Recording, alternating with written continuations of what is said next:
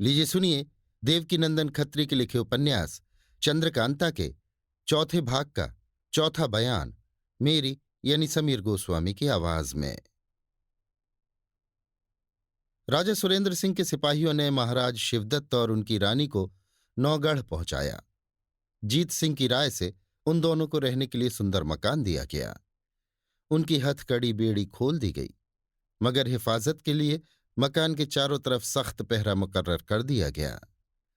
दूसरे दिन राजा सुरेंद्र सिंह और जीत सिंह आपस में कुछ राय करके पंडित बद्रीनाथ, पन्नालाल, रामनारायण और चुन्नीलाल, इन चारों कैदी अय्यारों को साथ ले उस मकान में गए जिसमें महाराज शिवदत्त और उनकी महारानी को रखा था।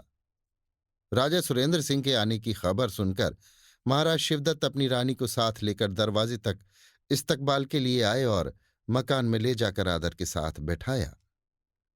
इसके बाद खुद दोनों आदमी सामने बैठे। हथकड़ी और बेड़ी पहने अय्यार भी एक तरफ बैठाए गए। महाराज शिवदत्त ने पूछा, इस वक्त आपने किस लिए तकलीफ की? राजा सुरेंद्र सिंह ने इसके जवाब में कहा, आज तक आपके जी में जो कुछ आया किया। क्रूर सिंह के बहकाने से हम लोगों को तकलीफ देने के लिए बहुत कुछ उपाय किया, धोखा दिया, लड़ाई ठानी, मगर अभी तक परमेश्वर ने हम लोगों की रक्षा की। क्रूर सिंह, नाजिम और अहमद भी अपनी सजा को पहुंच गए और हम लोगों की बुराई सोचते सोचते ही मर गए। अब आपका क्या इरादा है? इसी तरह कैद में पड़े रहना मंजूर है या और कुछ सोचा है? महाराज शिवदत्त ने कहा, आपकी और कुंवर बीरेंद्र सिंह की बहादुरी में कोई शक नहीं, जहां तक तारीफ की जाए थोड़ी है। परमेश्वर आपको खुश रखे और पोते का मुंह दिखलावे, उसे गोद में लेकर आप खिलावें और मैंने जो कुछ किया उसे माफ करें। मुझे राज्य की अब बिल्कुल अभिलाषा नहीं है। चुनार को आपने जिस तरह फतह किया और वहां जो कुछ हुआ मुझे मालूम है। मैं अब सिर्फ एक बात चाहता हूं, परमेश्वर के लिए तथा अपनी जवां मर्दी और बहादुरी की तरफ ख्याल करके मेरी इच्छा पूरी कीजिए। इतना कह हाथ जोड़कर खड़े हो गए। राजा सुरेंद्र सिंह, जो कुछ आपके जी में हो कहिए, जहां तक हो सकेगा मैं उसे पूरा करूंगा। शिवदत्त, जो कुछ मैं चाहता हूं आप सुन लीजिए। मेरे आगे कोई लड़का नहीं है जिसकी मुझे फिक्र हो। हाँ, चुनार के किले में मेरे रिश्तेदारों की कई बेवाएं हैं जिनकी परवरिश मेरे ही सबब से होती है। उनके लिए आप कोई ऐसा बंदोबस्त कर दें जिससे उन बेचारियों की जिंदगी आराम से गुजरे। और भी रिश्ते के कई आदमी हैं, लेकिन मैं उनके लिए सिफारिश न करूंगा बल्कि उनका नाम भी न बतलाऊंगा, क्योंकि वे मर्द हैं, हर तरह से कमा खा सकते हैं। और हमको अब आप कैद से छुट्टी दीजिए। अपनी स्त्री को साथ ले जंगल में चला जाऊंगा, किसी जगह बैठकर ईश्वर का नाम लूंगा। अब मुंह किसी को दिखाना नहीं चाहता, बस, और कोई आरजू नहीं है। सुरेंद्र सिंह, आपके रिश्ते की जितनी औरतें चुनार में हैं, सभी की अच्छी तरह से परवरिश होगी। उनके लिए आपको कुछ कहने की जरूरत नहीं, मगर आपको छोड़ देने में कई बातों का ख्याल है। शिवदत्त, कुछ नहीं, जनेऊ हाथ में लेकर मैं धर्म की कसम खाता हूं, अब जी में किसी तरह की बुराई नहीं है, कभी आपकी बुराई न सोचूंगा। सुरेंद्र सिंह, अभी आपकी उम्र भी इस लायक नहीं हुई कि आप तपस्या करें। शिवदत्त, मगर जो हो, अगर आप बहादुर हैं तो मुझे छोड़ दीजिए। सुरेंद्र सिंह, आपकी कसम का तो मुझे कोई भरोसा नहीं, मगर आप जो ये कहते हैं कि अगर आप बहादुर हैं तो मुझे छोड़ दें, तो मैं छोड़ देता हूं। जहां जी चाहे जाइए और जो कुछ आपको खर्च के लिए चाहिए ले लीजिए। शिवदत्त, मुझे खर्च की कोई जरूरत नहीं, बल्कि रानी के बदन पर जो कुछ जेवर है वो भी उतार के दिए जाता हूं। ये कहकर रानी की तरफ देखा। उस बेचारी ने फौरन अपने बदन के सारे गहने उतार दिए। सुरेंद्र सिंह, रानी के बदन से गहने उतरवा दिए, अच्छा नहीं किया। शिवदत्त, जब हम लोग जंगल में ही रहा चाहते हैं तो ये हत्या क्यों लिए जाएं? क्या चोरों और डकैतों के हाथों से तकलीफ उठाने के लिए और रात भर सुख की नींद न सोने के लिए? सुरेंद्र सिंह उदासी से, देखो शिवदत्त, तुम हाल ही तक चुनार की गद्दी के मालिक थे। आज तुम्हारा इस तरह से जाना मुझे बुरा मालूम होता है। चाहे तुम हमारे दुश्मन थे तो भी मुझको इस बेचारी तुम्हारी रानी पर दया आती है।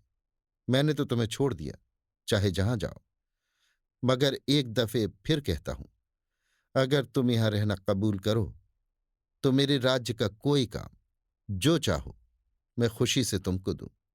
तुम यहीं रहो। शिवदत्त, नहीं, अब यहां ना रहूंगा, मुझे छुट्टी दे दीजिए।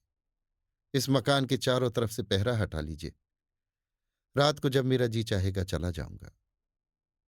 सुरेंद्र सिंह, अच्छा, जैसी तुम्हारी मर्जी। महाराज शिवदत्त के चारों अय्यार चुपचाप बैठे सब बातें सुन रहे थे।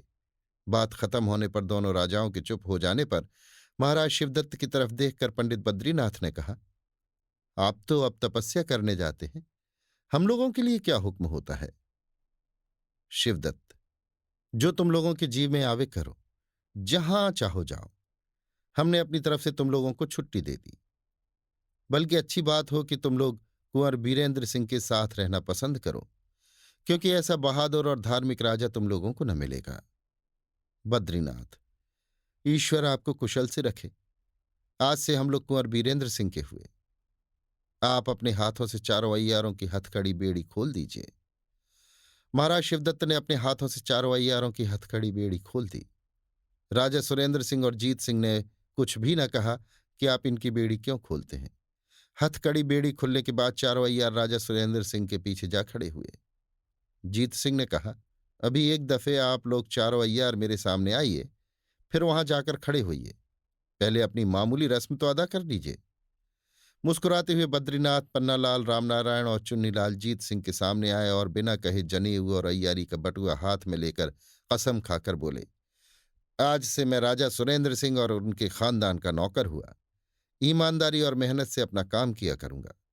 तेज सिंह, देवी सिंह और ज्योतिषी जी को अपना भाई समझूंगा। बस, अब तो रस्म पूरी हो गई। बस और कुछ बाकी नहीं। इतना कहकर जीत सिंह ने चारों को गले से लगा लिया। फिर ये चारों अय्यार राजा सुरेंद्र सिंह के पीछे जा खड़े हुए। राजा सुरेंद्र सिंह ने महाराज शिवदत्त से कहा, अच्छा, अब मैं विदा होता हूं। पहरा अभी उठाता जाता हूं। रात को जब जी चाहे चले जाना, मगर आओ गले तो मिल लें। शिवदत्त, हाथ जोड़कर, नहीं, मैं इस लायक नहीं रहा कि आपसे गले मिलूं। नहीं, जरूर ऐसा करना होगा, कहकर सुरेंद्र सिंह ने शिवदत्त को जबरदस्ती गले से लगा लिया और उदास मुख से विदा हो अपने महल की तरफ रवाना हुए। मकान के चारों तरफ पहरा उठाते गए। जीत सिंह, बद्रीनाथ, पन्नालाल, रामनारायण और चुन्नीलाल को साथ लिए राजा सुरेंद्र सिंह अपने दीवान खाने में जाकर बैठे। घंटों तक महाराज शिवदत्त के बारे में अफसोस भरी बातचीत होती रही। मौका पाकर जीत सिंह ने अर्ज किया, अब तो हमारे दरबार में और 4 अय्यार हो गए हैं, जिसकी बहुत ही खुशी है। अगर ताबेदार को 15 दिन की छुट्टी मिल जाती तो अच्छी बात थी। यहां से दूर बिरादरी में कुछ काम है, जाना जरूरी है। सुरेंद्र सिंह, इधर एक एक दो दो रोज की कई दफे तुम छुट्टी ले चुके हो। जीत सिंह, जी हां, घर ही में कुछ काम था, मगर अब की तो दूर जाना है, इसलिए 15 दिन की छुट्टी मांगता हूं। मेरी जगह पर पंडित बद्रीनाथ जी काम करेंगे, किसी बात का हर्ज ना होगा। सुरेंद्र सिंह, अच्छा जाओ, लेकिन जहां तक हो सके जल्द आना। राजा सुरेंद्र सिंह से विदा हो जीत सिंह अपने घर गए और बद्रीनाथ वगैरह चारों अय्यारों को भी कुछ समझाने बुझाने के लिए साथ लेते गए। अभी आप सुन रहे थे देवकीनंदन खत्री के लिखे उपन्यास चंद्रकांता के चौथे भाग का चौथा बयान, मेरी यानी समीर गोस्वामी की आवाज में।